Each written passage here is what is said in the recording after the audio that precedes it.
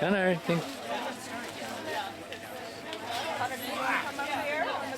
forward.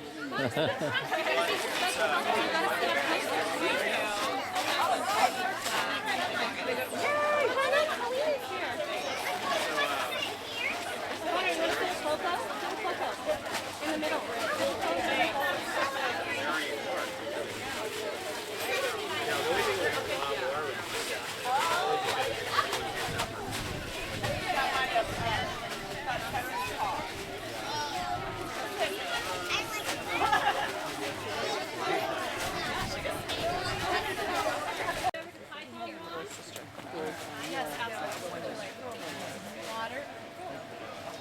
Okay, boys and girls, I want to thank everybody for having me today, and thank you very much for having me at your party today, Connor.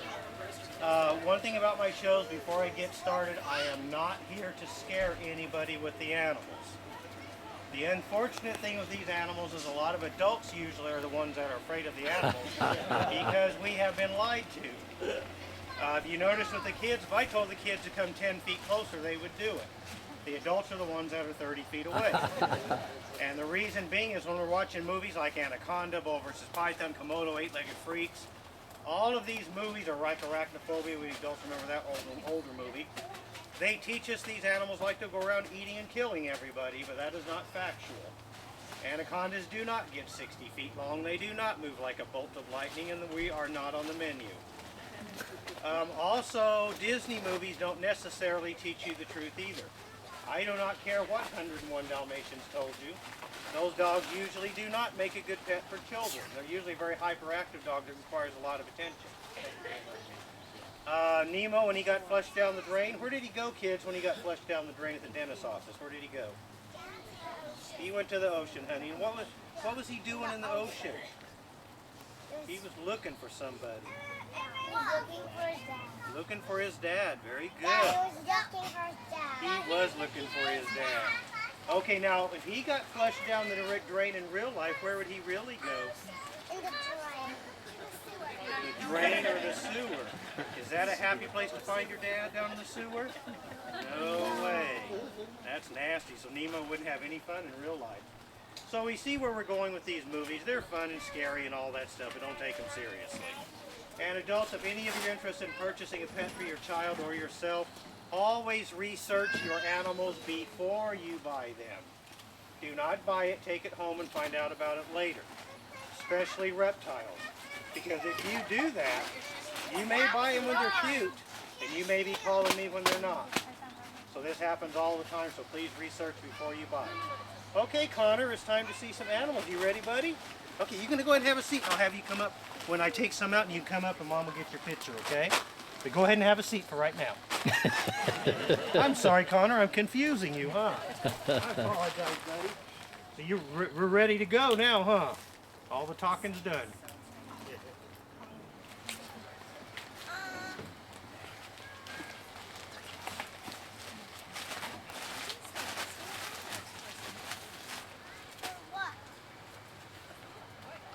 Okay, now, boys and girls, what that is right there, that's a Madagascan hissing cockroach. First thing that we are taught about cockroaches simply is squish them or spray them. We want them dead. Believe it or not, these things can save your life. And we definitely do not think about cockroaches saving anybody. But how they're able to do that is, just say for instance you boys and girls ate some food out here. And you spilled some food out here by accident. And nobody cleaned up your mess. California's version of this is coming to dinner now. So their job on our earth is to keep our environment clean, and they help us, because if we came in contact with rotting food and you kids touch the rotting food and touch your nose or your mouth or something like that, that can make you sick and you could die from that. So their job simply is to keep our earth clean.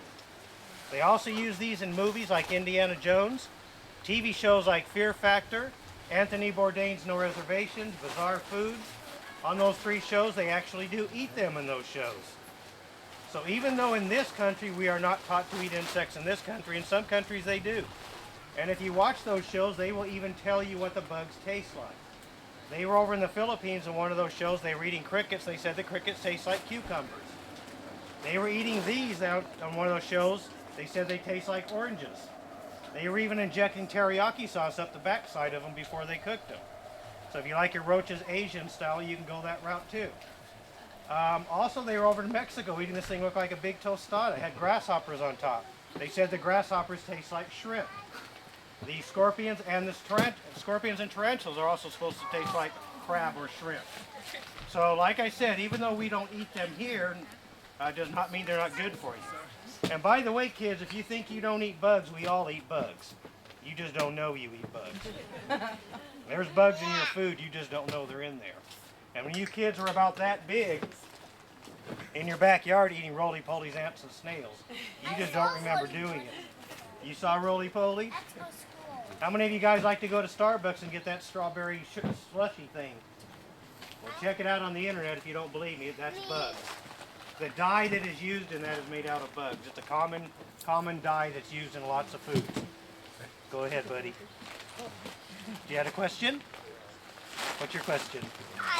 There's bugs in my school. There's bugs in everybody's school. Okay, Connor, you want to come up and get your picture with the bug? Come on, buddy. Did you want to hold him? Huh? Put your hand up to him. I saw the bee. Good job, Connor. Okay, good job, I Connor. saw the bee. Cool. Wow. I saw the bee. Thank you, Connor. That was me when I was his age. I just never grew out of it. What is that? Crawley?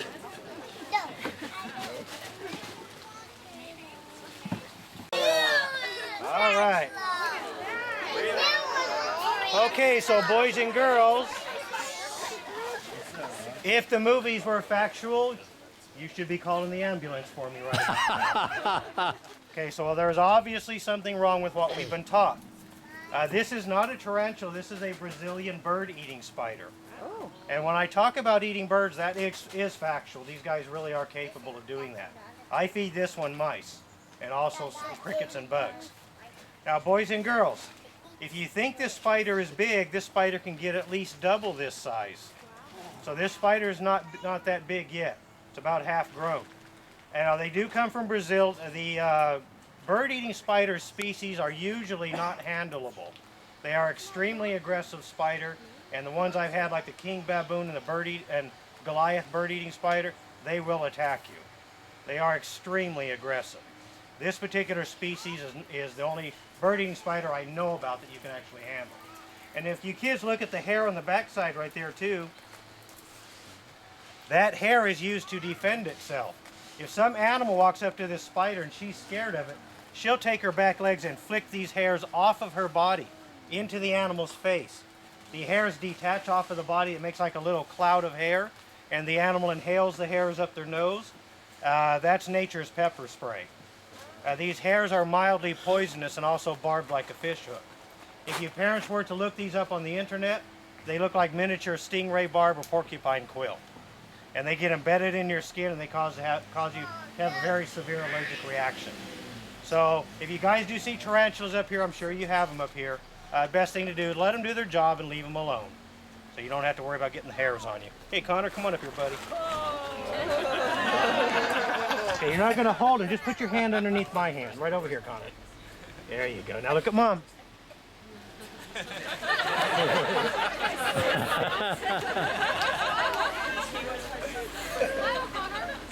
smile? Okay. Ready? Good job, Connor. Good. All right.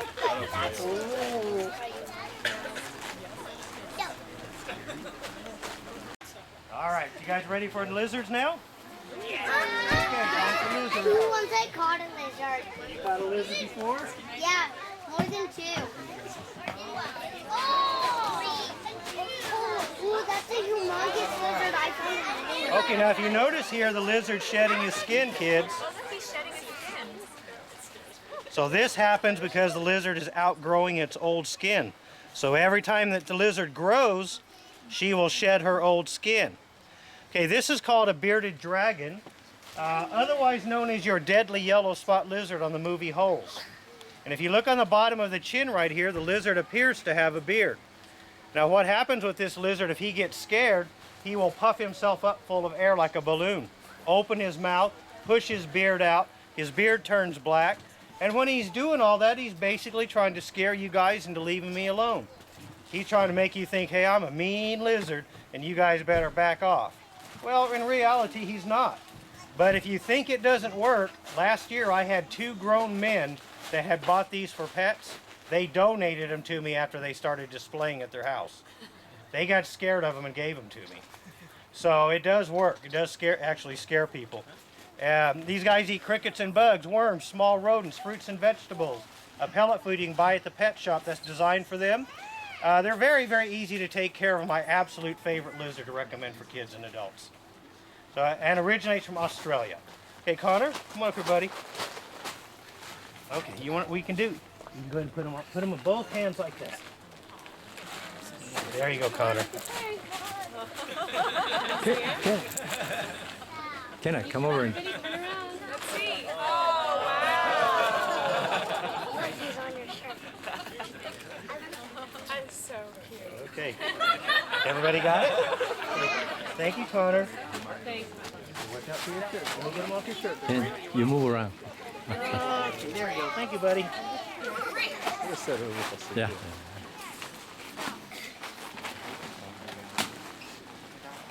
I can hold only one. Okay, boys and girls, we're going to start getting a little bit bigger now.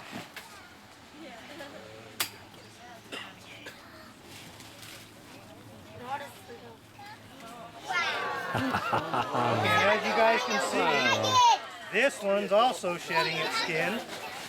That's a kind of dragon. Well, no, it's not actually a Komodo dragon, buddy. Oh. This is called a black and white tegu, and they come from Paraguay, Argentina, Brazil, and other parts of South America. They do actually make a really good pet, but these are not obviously for children. Now, the issue with this lizard is not that he would bite you, is an accidental bite. Now, just say, for instance, you can see me doing this to him. He's fine with it. He's not getting upset about it at all. He's used to me doing that to him at the shows. Now, just say, for instance, I don't feed him for 3 or 4 days. Walk by his cage, open the door, and wave those 5 hot dogs in front of him. He will bite me, and he will go after me. He'll bite me and ask questions later. Once I feed him, he's back to his old sweet self again. So the main thing on these big lizards like this is always keep them fed so they're not really hungry. Now they eat rats, mice, birds, eggs, beef, pork, chicken. This thing will even eat a hot dog. He's not particular. And if you guys see that fat tummy right there, he's got about 1 full chicken leg or chicken thigh in his stomach right now. So I just fed him a couple days ago. Now kids, now who remembers what my rule is before you buy a pet? What did I ask you to do? Go ahead, honey. You have to look him up. Research and learn about him, huh? Look him up. Now if you did not look up the tegu, you would not know this lizard also eats fruit. He eats tropical fruits, but we have tried some new things lately, like my wife gave him a piece of watermelon with a rind on it, and he ate the rind in the watermelon. We gave him an apple. He loves bananas, but he will also eat the banana with the peel and everything. So these guys have to have some fruit in their diet because it helps them to shed their skin. Now they have discovered a new monitor lizard in the Philippines called a bataan monitor. So if you guys watch Animal Planet, they did have a whole show about that lizard on Animal Planet not too long ago. Last time me and my wife were in the Philippines, we did actually get a chance to see one. Very, very cool monitor lizard they just recently discovered. Okay, Connor. Oh, by the way, girls. You girls see those fat cheeks?